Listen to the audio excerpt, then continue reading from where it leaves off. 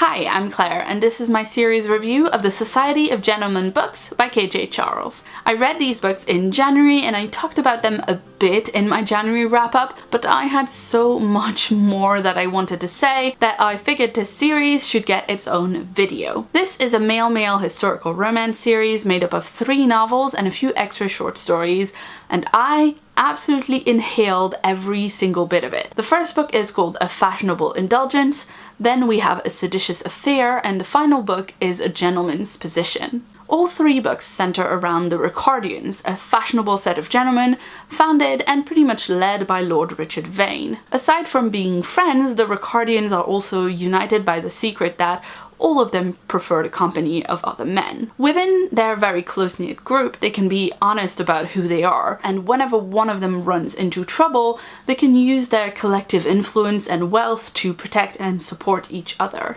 Each book follows one couple as they meet and eventually fall in love, but one thing I really enjoy was that the characters acknowledge that they like each other fairly early on in each of these books, and then the focus is on figuring out what their relationship will be and how to carry on with that relationship in difficult circumstances as opposed to will they, won't they. There are also fairly political side plots to each of these books, and I really loved that. In the first book, A Fashionable Indulgence, we meet Harry, a young man who works in a radical bookshop with an old friend of his late parents. His life is thrown into chaos when Lord Richard Vane shows up at the bookshop to claim Harry as a long-lost relative, and he appoints his friend Julius Norreys to teach Harry how to be a gentleman so that he can fit into London society. Now, thanks to his parents being seditious revolutionaries, Harry has grown up poor and running from the law, so he jumps at the chance to gain a large inheritance.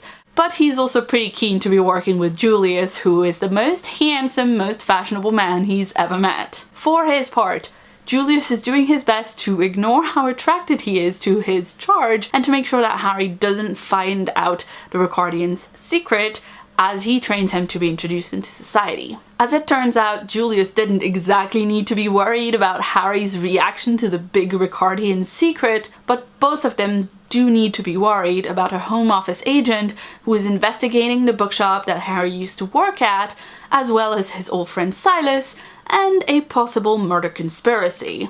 I really enjoyed this book.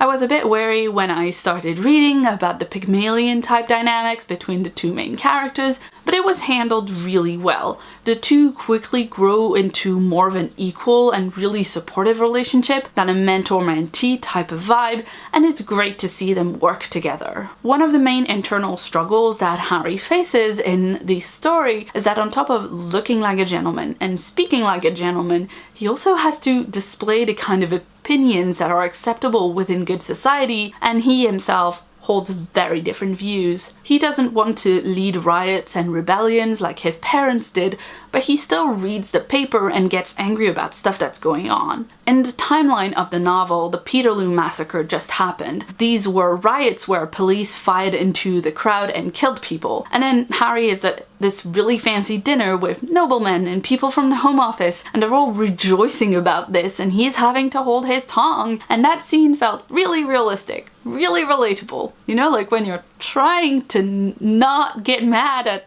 older relatives saying really awful things. The second book, A Seditious Affair, is all about Harry's friend Silas, who on top of owning a radical bookshop, is also secretly a political pamphleteer who is wanted for seditious libel and possibly treason. Silas also keeps mysterious appointments on Wednesday evenings. For a year he's been meeting a gentleman whose name he doesn't know at a very private house of assignation. It started with just a lot of kinky sex, but now they drink wine and talk about books afterwards, and there might well be feelings involved.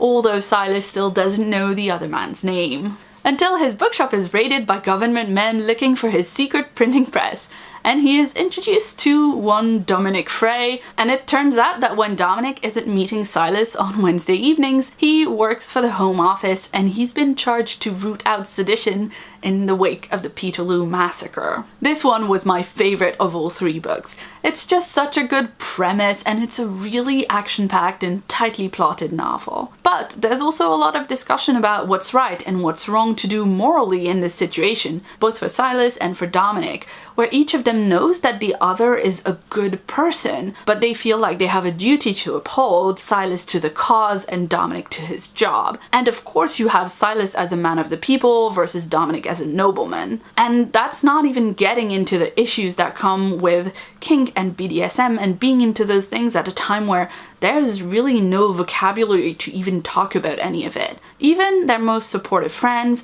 Harry and the Ricardians, and particularly Lord Richard himself, they have no frame of reference for it, they don't understand it, and there's a lot of blame and guilt associated with that, and all of that needs to be resolved in the one novel. But like, they also have to save Silas from being tried and hanged for treason. There is so much packed in this book.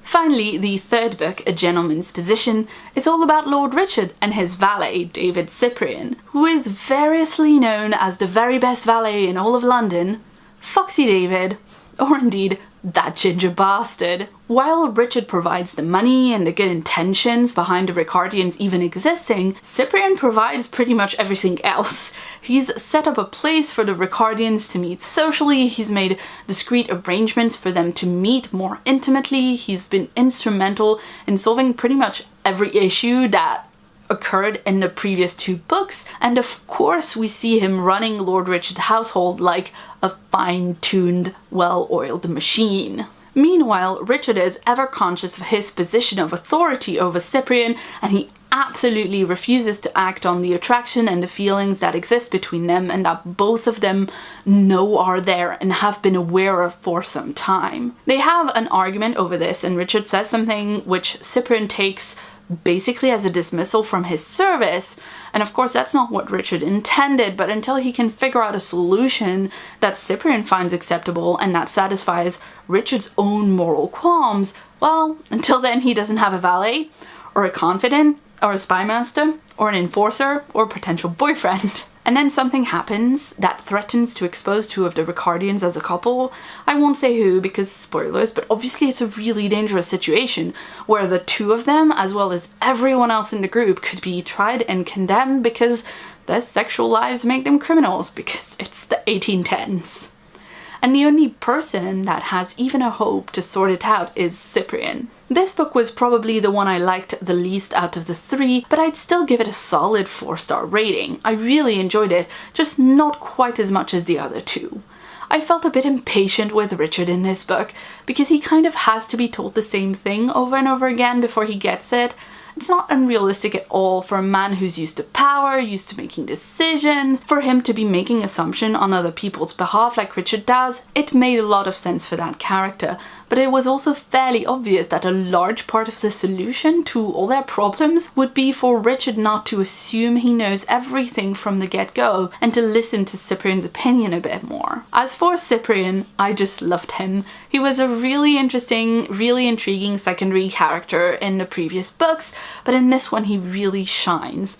You get to see another side of good society, you get to see the point of view of a servant, someone who's certainly at the top of the service hierarchy, but still someone who is in service, who is worked up to this position and actually past this position, because he does a lot more than a valet would normally do. I called him a spy master earlier, and that might be a bit of an exaggeration, but it's not too much of one for sure. The thing is, at the end of the day, Cyprian may be the best valet in all of London, but he's still a servant, and that affects all possible outcome for him and Richard as a couple. The Ricardians, as it turns out, they all accept each other as men who have relationships with other men, but a lot of them still can't really see their servants as people. Some of it is really uncomfortable, but it feels very realistic.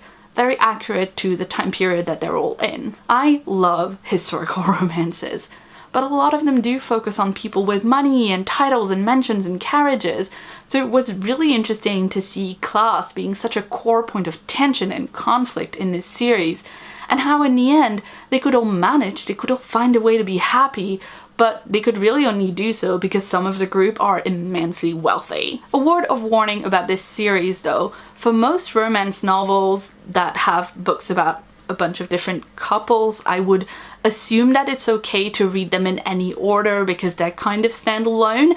But this actually has more of an overarching plot that follows through all 3 books. And if you read the second book before the first one, for instance, you will be kind of spoiled majorly for the ending of the first book. So I would suggest that if you want to pick up this series, you really should read them in the order that I talked about them here. This series was completed a few years ago, so I don't think we're likely to get more in the series. Sad face.